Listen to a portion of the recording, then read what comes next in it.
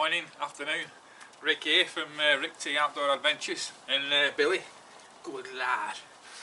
Now I've been tagged recently by Rod off Free Camp Carewood, who has tagged us on Show Us Your First Aid Kit.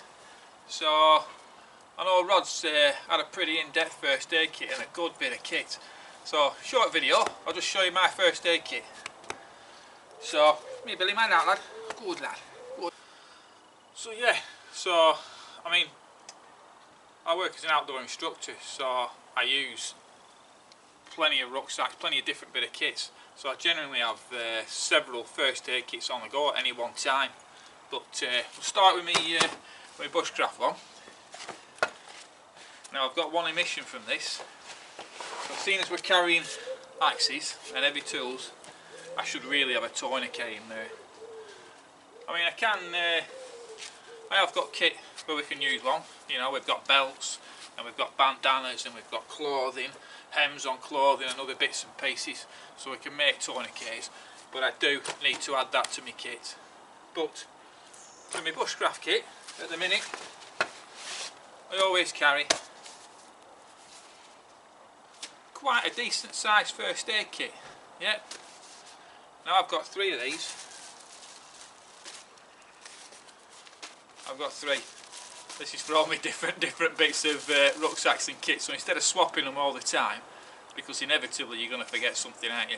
And when I'm working, one day I might be climbing on a crag somewhere. The next day I might be kayaking on a river somewhere. The next day I might be in the woods doing survival bushcraft. It makes sense to have one in each bag. So, got my basic kit. So that is your basic sort of Life Systems camping first aid kit with a few additions. You do get tweezers in them, but I always add a pair of tick removers. So I've got tick removers in there, and I always put extra gauze and extra bandages in there, because a lot of the things that I come across are mainly cuts and contusions. So it's mainly wrapping cuts up, yeah. And I don't touch wood. I don't get many with the people I work with and what have you, but we get the odd ones. So that's what I'm mainly covered for me in here. It's got everything else in there as you would, you know. It's got your sutures for stitches. It's got painkillers. It's got your protective gloves for yourselves. It's got your slings. It's got all sorts of kit. So it's a very basic, but it's a full kit. So I've got 3 of them. So that goes in my bushcraft bag. And obviously your plasters. And your alcohol wipes, which come in blooming handy a lot of the time. So that's my first aid kit in there. I'll also, I see it as part of first aid. If I'm not carrying a tarp, I'll also have a shelter in there. So that's my Vango 4 or 5 person. If I'm not carrying a tarp, that'll go in there. If I'm carrying a tarp or another bivvy bag or a tent or something like that, this won't go. But if there's nothing else in there, that's part of my first aid kit. I've got another one of these. So this will be living in one of my other ones. That might be in my mountain pack, my climbing pack. I've got several of the large emergency blankets, double ones. You're always better with a 2-person one. Then if somebody's cold, someone else can get in with them. So I've got several of these. These are for the water sport stuff really. These will be shoved down behind my airbags in the kayak. Yeah. And even on a longer trip, a longer canoe trip, a kayak trip, one of these would definitely go in anyway. But yeah, so that's part of my first aid kit. Like I say, a lot of the stuff I do is sort of multi-sports, so I don't necessarily want that big first aid bag. Yeah. So if I'm out kayaking, generally it's first aid, isn't it? It's a quick fix. So if I'm out kayaking and I have an issue on the river, I want to be able to repair that issue straight away, get down the river and finish the trip, get off the river, and then we can do some proper first aid and we can get them to hospital or whatever. So in here, in my buoyancy aid, I just have something as simple just a small bag, yeah, and in that bag is a pair of gloves, protective gloves, with a pair of gloves inside them, and in there is some tape and plasters and bandage. So all that is your electrical tape, yeah. So if I have an issue on the river, in an eddy, I can pull in an eddy, somebody's cut their hand, I can bang the bandage on, I can wrap the electrical tape round, seal it all up, we can get down and get off the river, yeah.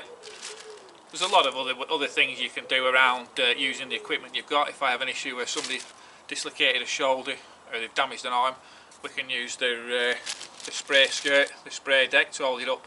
There's a million and one things we can do with that first aid wise, but initially, first aid kit wise in my kayak is something as simple as that. Yeah, I'll have a more. One of my other kits will be in the back of my boat. It'll be tucked away in a dry bag in the back of my boat or a pelly case. So I've got a full first aid kit in the back, but as an emergency, it's there, so it can be done and dusted and dealt with straight away without having to start getting out of boats and routing in the back of the boat and moving people around the bank and everything else. We can sort it out on the river in an eddy, get back down the river, finish the trip, yeah, get to a safe spot. We might be at the top of a rapid, in the middle of a rapid, it might be snowing and blowing and cold, yeah, so we need to just get off the river. So that's that. And on the same sort of tact, looking at mountain biking,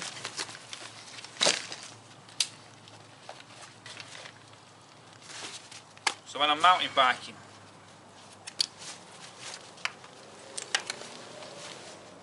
same thing, I've got a bigger kit, but I also have a small pack in here, yeah.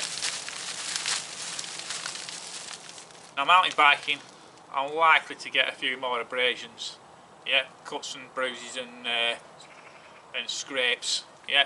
So in there, I've got my alcohol wipes, plenty of alcohol wipes. I do take a lad out a lot who has nosebleeds, so there's a fair bit of wadding in here for packing, for nosebleeds and what have you, just for cleaning him up, saves using dot leaves. But other than that, again, gauzes, bandages, big plasters, nice big plasters, yeah, for knees and hands and elbows, yeah, and stuff like that. So that always lives in my camelback.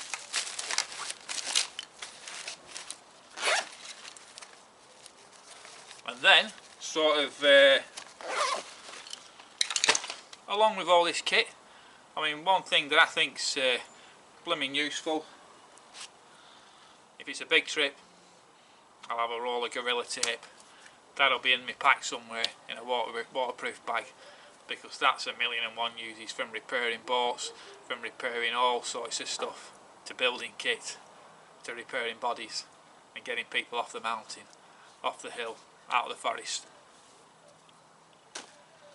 And all this kit, all the time, it's got to be protected. So dry bags, pelly cases, plastic bags, all sealed up until it's needed. But that's a good trick with the gloves.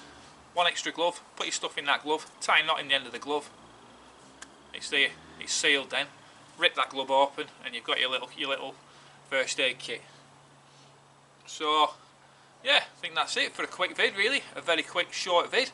So answering Rod's tag. So thanks for the tag, Rod. Well, best fella, hope it's going alright over here in Alaska. So I'm going to tag one person, I think, this week.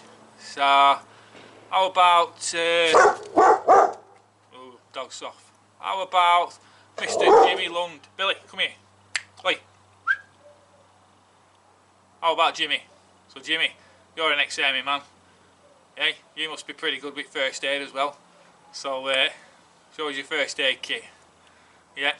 And I'm going to say one of the biggest things is the skill to be able to use that first aid kit. So as an outdoor instructor, I have to do a course legally every 3 years. So I do a 2-day course, 16 hours, outdoor first aid every 3 years, just to keep my skills up. But I'll practice in between that anyway. But but that's to keep your skills relevant. And that'll be outside in a forest somewhere, in some field somewhere where they set scenarios up and you don't know what you're going to come up against, and you've got to go out there and deal with them. Yeah, deal with them scenarios. So I'd always suggest doing one of them if you fancy it. Definitely worth doing.